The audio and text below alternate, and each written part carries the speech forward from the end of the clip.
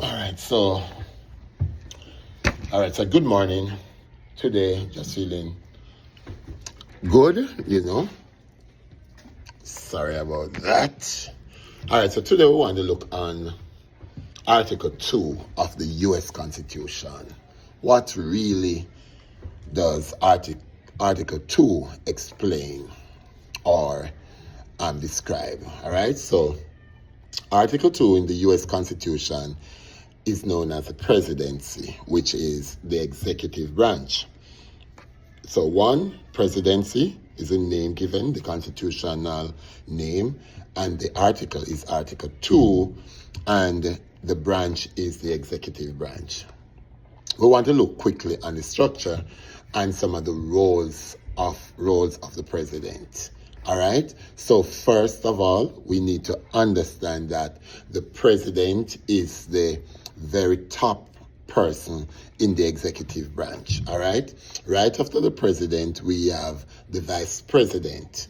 Right after the vice president, we have the cabinet. But what really is a cabinet? A cabinet is a group of advisors or people who help the president to carry out his function or his roles, right? Right after the cabinet, we have executive agencies, right? These are various agencies that are on that is so connected with the various departments that makes up the cabinet. So there are 15 departments that makes up the cabinet, right? If you want to remove or add a department, it has to go through Congress. So there are 15 departments. So for example, Department of Education, Department of Justice, Department of Transportation, Department of Homeland Security, Department of State, etc. All right? Now, and you go on and on to 15. The leader of a department is called a secretary. So you will hear Secretary of State, Secretary of Education, Secretary of Justice, all that. So the leader is called a secretary, right? So let's recap, because that's quite a bit we have just gone through. So we know that the president is at the top, then we have the vice president, then we have the cabinet. The cabinet has 15 departments. Each department is led by a secretary, and then the departments are then further aligned with executive agencies, right? Now, we're not going to go too much into these agencies. What we're now going to look at is the qualification to become a president and the process to choose a president, right? So the qualification to be a president is 3. 1, you got to be 35 years old. 2, you got to be natural born. And when I say natural born, that can be law of blood or law of soil. Law of soil is when you're born on U.S. territory, U.S. soil in the country, in one of the 50 states.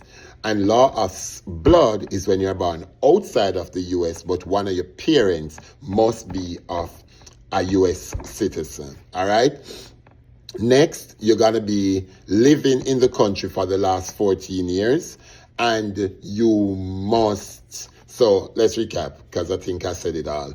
35 years old, natural born, which can be law of blood or law of soil, and you got to live in the country for 14 years. That's it. That's the constitutional requirement.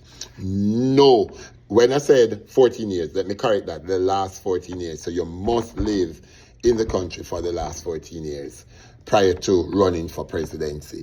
Now, all presidents are selected. It is gone through the process, or what we know as the Electoral College. Students are going to do that as a topic by itself.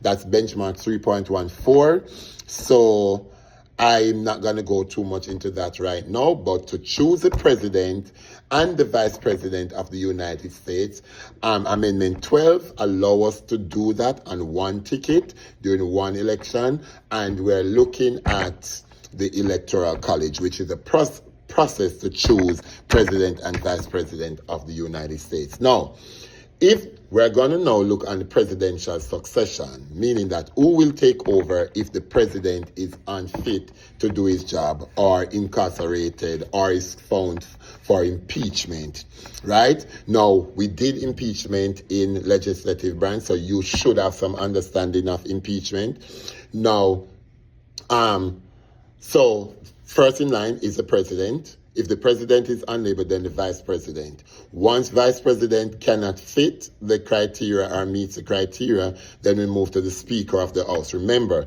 the Speaker of the House is the leader of the House of Representatives.